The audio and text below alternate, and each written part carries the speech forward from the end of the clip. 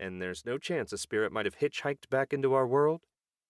Moira huffed, sorting through the various items stuck into her updo in search of a pen. She plucked some sprigs of freesia out of her hair before Reese reached out to retrieve the ballpoint pen that was securing the hair at the nape of her neck. I'm a responsible astral traveler, Moira said. It's not like I just wander around in limbo saying hello to any spirit that wanders by. Besides, you know I don't even like working with spirits. That's your thing. How can you be sure you didn't forget to properly close down a summoning circle or something like that?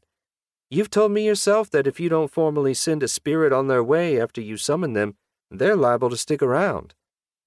Reese was willing to concede that it was possible, but he didn't think it was likely. He had an obsessive attention to detail that often felt more like a curse than a blessing, and he was in the habit of triple-checking his notes after every summoning to make sure he had tied up every loose end. I summon under very strict parameters, Reese said. I chalk out the proper circle, I bind the spirit with divine names, I make my petition, and then I send them packing and close the circle down. And that's never backfired, then? She said in her sweet, cutting southern drawl. Reese shrugged one shoulder noncommittally.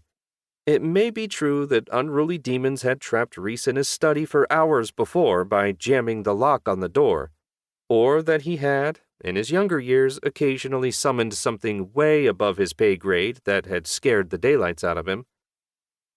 Maybe once or twice, but not in a long time.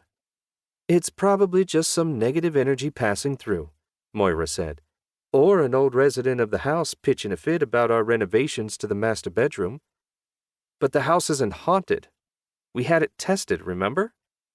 Moira clicked her pen and marked something down in the margins of her recipe book. At least, Reese thought it was a recipe book.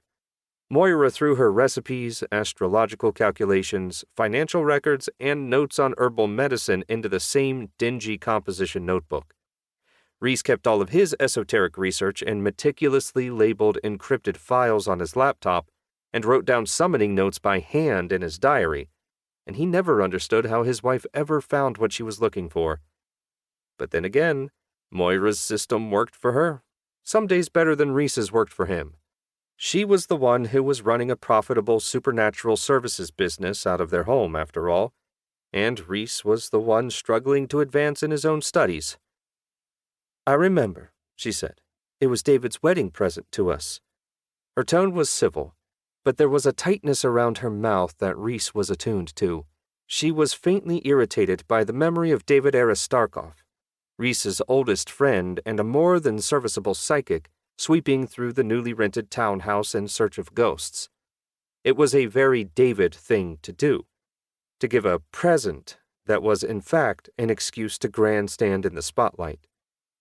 If Reese had found the stunt slightly off color, it had cemented David in Moira's mind as someone who acted in consistently poor taste. I could ask around at the society, see if anyone has ever dealt with something similar, Reese asked. Respectfully, I'll decline, Moira replied. I don't need a coven of boys to come in and meddle in my affairs. It's not a coven, Reese said, painfully aware that they were edging up on a sensitive topic. But he couldn't resist the impulse to correct, even when Moira rolled her eyes. Everyone's always gossiping about each other and arguing about whether or not to buy new robes, Moira said. I know a coven when I see one. Reese opened his mouth to steer their chat into safer waters, but Moira beat him to it. I'm sure it will sort itself out, Moira said, putting a pin in the conversation. This was her usual response to any topic of conversation she didn't like. A sweet smile and a stone wall. Grab me the honey, will you, baby? Reese rummaged around in the cupboard above the sink for the ceramic jar of Appalachian sourwood honey. Her ingredients were much better organized than her recipes, with allocated shelves for dry herbs, essential oils, prepared tinctures, and so on. Reese sidled up beside his wife and kissed her shoulder as she took the jar from him. Her brown skin was warm under his lips, and she smelled like her signature rose and sandalwood perfume. What are you brewing up over there? He asked, carefully pleasant. He felt like they were dancing close to a disagreement. To keep listening to this audiobook, I've left you a link in the description so you can do it, at no cost thanks to Audible's 30-day free trial.